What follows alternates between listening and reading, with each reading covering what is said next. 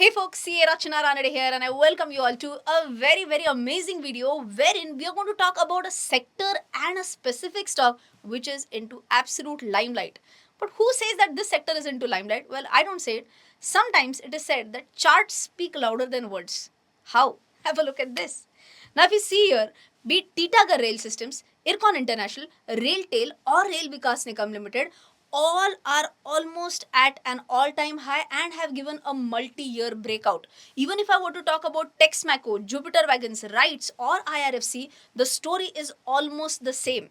In fact, I released a video on IRFC in this month itself when the stock was trading around 100. And you know what? The stock price is today. I'm not going to show you. You have to check it out. And if after seeing the stock price, you'll be like, how didn't I come to know about this video?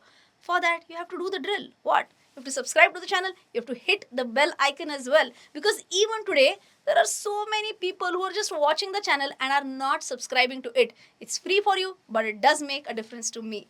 Well, let's move on with today's video. Today, we are going to focus on one stock which belongs to the railway sector, but which is yet to give a massive breakout, which is yet to reach all-time highs. And which stock is that? That is IRCTC. In today's video, we are going to dig down into the business segments. We'll talk about the past aspects of IRCTC. We'll talk about the future aspects of IRCTC. And we'll also try and understand that which are the key problems that IRCTC needs to address so that for this stock also, the chart would speak louder than words. So let's talk about IRCTC, which was incorporated back in 1999 as a mini Ratna company, and this is the only company authorized by the Indian government to provide online railway tickets, catering services, and also packaged drinking water. So it has an absolute monopoly where at railway stations and trains in India. Okay, so I think this is where the company has the biggest advantage, an absolute monopoly, that too in railway stations, on railway stations and inside the trains, right? So what are the major business segments? 5 business segments. Here you can see catering and hospitality, internet ticketing, packaged drinking water, state tirtha, and tourism. Okay, so we are not going to dig down absolutely in detail into that, but we have to understand as to out of these 5 segments, which segments bring in the highest revenue and which segments bring in the highest profitability or EBIT. So for that, let me take you to screener, and here you can see that in profit and loss account, you can see that all these 5 different segments is what you can see here. I have a paid version, that is the reason why I can see the split as well, right? So here you can see March 19 figures. Catering was at 1024 crores, whereas internet ticketing was just at 231 crores. Okay, but if you see in March 21 and March 22, catering dropped like anything from 1024 to 223 crore and then improved a little bit to 498 crores. But internet ticketing went up from 231 crores to 442 crores and to 1020 crores. Why did this happen? Obvious reason is corona. Okay, because of corona, people were not preferring food. So in fact, in the initial phases, the kitchen was closed. They were not serving food inside the trains, and even after that, when they started, not everyone was willing to buy food from trains, right? So that was the reason why catering as a segment was not performing well, was not adding much to the top line, to the revenue of the company. But if you see latest data, that is March 23 data, it's 1476 crores and it has already crossed the March 19 figures. If you have a look at internet ticketing, of course, from 231 crores, it's a massive growth at almost 1200 crores. But very important is not only contribution to top line is important, the contribution to EBIT or PBIT, profit before interest and tax, is also equally important. Now, what can you see here? Even though catering was contributing to a huge chunk of the revenue, PBIT के लिए the contribution is just 168 crores, whereas PBIT का contribution for internet ticketing is 1021 crores. Okay, now where is the margin game? The margin game is again in internet ticketing, where the margins were around 69%, are almost at an all-time highs at 85%. But if you see here at catering, in the last 4 or 5 years, the highest was at 14% EBIT. Right now, it saw a bad downfall from 10% to minus 37%, 5%. It is coming back to normalcy, is around 11%. So, will be interesting to watch as to when can it cross this figure of 14%.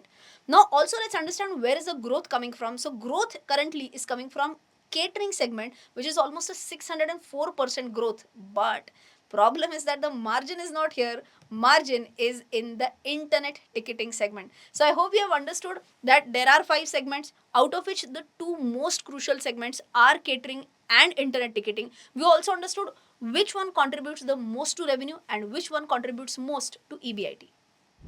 Well, now that we are done with the business segment section, now let's move on to the second one, which is about the past aspects of IRCTC, or basically what went wrong with IRCTC.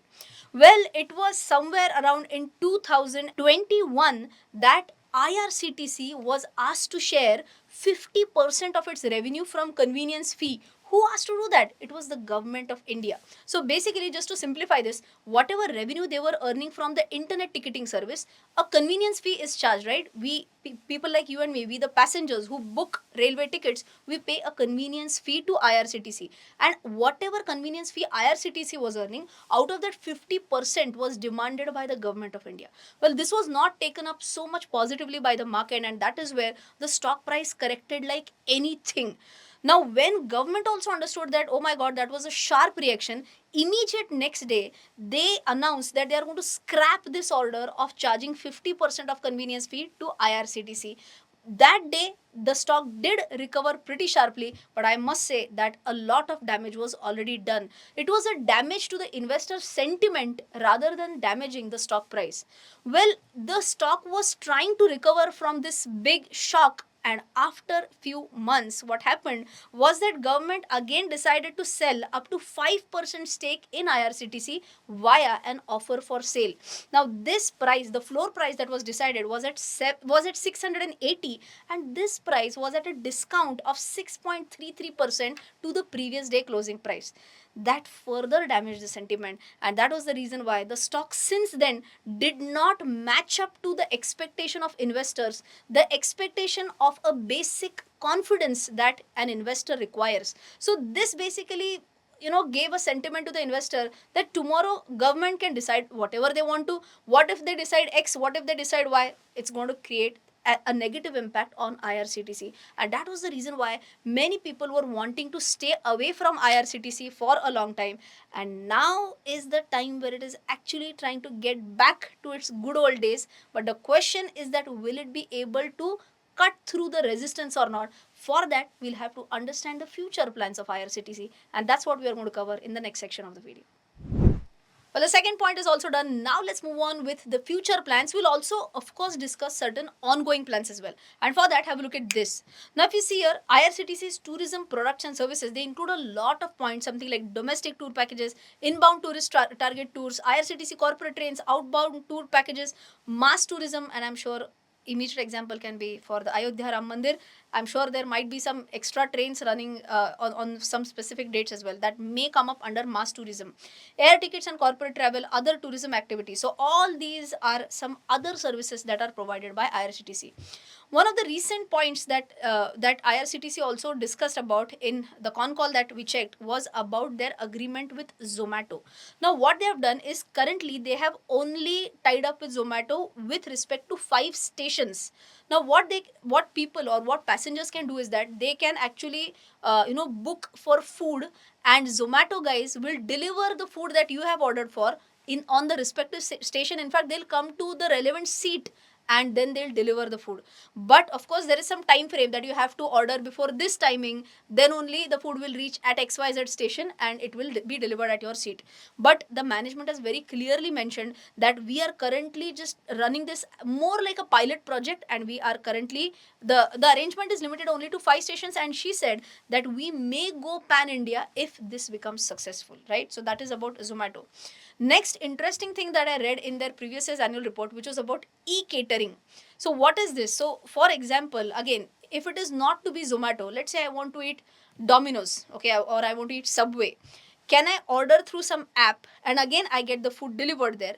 So for that, they have given certain numbers which were mind boggling. I had not even imagined as to how many meals could have been booked through e-catering. And for that, have a look at this. Now if you see here, in financial year 22-23, 1 crore 48 lakhs 44,230 meals were booked. So many people are eating in the train, and that too e-catering wala thing, not food which is served in the Indian railway. Okay. how much was that worth the money? The total money, the value of that food was 25 crores, 49 lakhs, 72,344. Now the big question is, okay, you might be like, Zomato is earning, Subway is earning. How will IRCTC earn from this? And for that, IRCTC is going to charge a 15% commission on the total value. Okay, so obviously, more and more people order, higher and higher are the commissions that IRCTC is going to earn, right? Now, for that, we have to also understand that, okay, more and more food should be ordered, agreed, but what if the number of passengers that are traveling through railways, that also increases? And for that, we have to also understand, at least current year versus previous year, is the number of passengers increasing or decreasing? And for that, if you check out, I found out the data for tickets booked. It mentions that in the financial year 21-22, 4,179.49 lakh tickets were booked, and in financial year 22-23, 4,313 lakh tickets were booked. That was an increase of almost 3.4% in the increase in tickets booked. So obviously, more and more tickets booked, more and more passengers traveling is again going to add up to IRCTC's revenue. Next up is about Rail Neer. If you remember, this was one of the business segments. So basically, if you were to travel through an Indian rail, you will not get Aquafina or Bisleri. You will definitely be given only Rail Neer water. Why? Complete monopoly, right? Now again, more and more passengers traveling is equal to more and more possibility of sale. Okay. In fact, many times if you are traveling through some luxury trains, in your ticket cost only one complimentary bottle will be given to you. Okay, now if it, we feel it is complimentary, but somewhere it is a part of the total ticket cost that you are paying, right? So is this actually being seen up in numbers? For that, if you have a look at this 21-22 data mentioned that the capacity utilization for Rail Neer manufacturing plants was only at 42%, but in the next year, subsequent year, that is financial year 22-23, the overall capacity utilization for Rail Neer production plants, that went up to 73.32%. In fact, you can see the whole list of plants that are operational for Rail Neer right now. Also, you'll be able to see that there are 4 plants which are also under construction. So all in all, a good sign for Rail Neer as well. So more and more passengers traveling, more and more bottles will be sold, and more revenue potential that IRCTC can generate. Moving on to the next one is about executive lounges. So currently, as at 31st March 2023, IRCTC manages 8 executive lounges at New Delhi and Agra, and you can see here on the screen as well. Now you'll be like, are executive lounge, if they are managing, how will IRCTC benefit from that? Well, all these lounges are on a payment basis. So more and more people again travel, more and more executive lounges access they take. That is how it is going to benefit IRCTC. Well, not only lounges, they are also entering into budget hotels, and right now they have already started 3 budget hotels, one at Lucknow, one at Khajuraho, and one at Kevadia. And there are few hotels which are in pipeline, one at Goa, one at Ayodhya, and one at Kohima in Nagaland. So out of these 3, land has already been given by the respective state governments in case of 2 of these, which is Goa and Ayodhya as well. Moving on to the last point, which is about other services that they offer, and we'll also try and understand whether there is a year-on-year increase or decrease. So first of all is domestic air packages. So IRCTC K portal. So basically, as a customer, I can book domestic air packages through the IRCTC portal as well. Now, in financial year 21-22, 5,085 passengers booked domestic air packages through IRCTC portal, and this number jumped up to 13,944 passengers, increasing the so basically change on a year-on-year basis was 174.22%.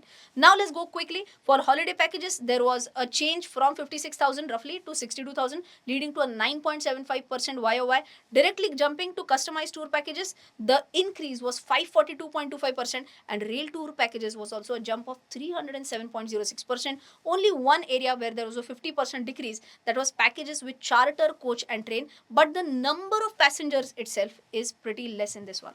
So I hope you have understood all in all what are the future plans in pipeline for IRCTC, and what are certain things that they are currently trying out as well. So now that these 3 points are done, let's move on to the last point, which is about key problems to address, right? So there are 3 points that I'm going to talk about. First one is the top line contribution. How can their revenues increase? Now for that, they'll have to ensure that more and more people or passengers travel through rail. For that, they'll have to make railways more and more attractive, and for that, of course, they are trying their level best. New trains, the Vande Bharat trains, are really, worth visiting at least once. Even I have been through Vande Bharat trains. Amazing experience, I must say. So if they are able to get on more and more good trains, I'm sure that a lot more passengers will prefer rail as a preferred transport mode, right? Second point is that they should also increase the number of trains, which again the government is wanting to do, so that the waiting list is reduced and the top line again increases. Number 3, they also have to ensure that trains do run at the top speed, which is the possible top speed, and for that again government is trying to ensure that the new tracks are being laid, or whatever, if there are old tracks, they are trying to replace those as well, because good infrastructure will be required so that trains run at the possible top speed. That was about the top line contribution or the revenue contribution. Second one is about EBIT contribution. Now, EBIT again I can talk about in two terms. One is EBIT in absolute numbers, and one is EBIT in percentage terms. If you remember, I had already told you that internet ticketing revenue, that is already at 85% EBIT margins. How much more margin is available there? I really doubt. But EBIT in absolute numbers, as far as ticketing is concerned, that can grow. Plus, as far as the catering EBIT absolute numbers are concerned, that can also grow if number of orders are increased. EBIT percentage wise for catering can increase if they can reduce the input costs or overall costs. If they can control, then EBIT for catering, if you remember, 14% was the original EBIT percentage, latest one was 11%, and I had told you that ideally they should target going back to 14% as well, right? And the last point is about the government, which they should not, come up in some sudden decisions like they did for charging some percentage of the ticketing revenue, or they should not come up with OFS at a discounted price as compared to the current market price. So no negative surprises per se. So that is what is required to address as some of the key problems.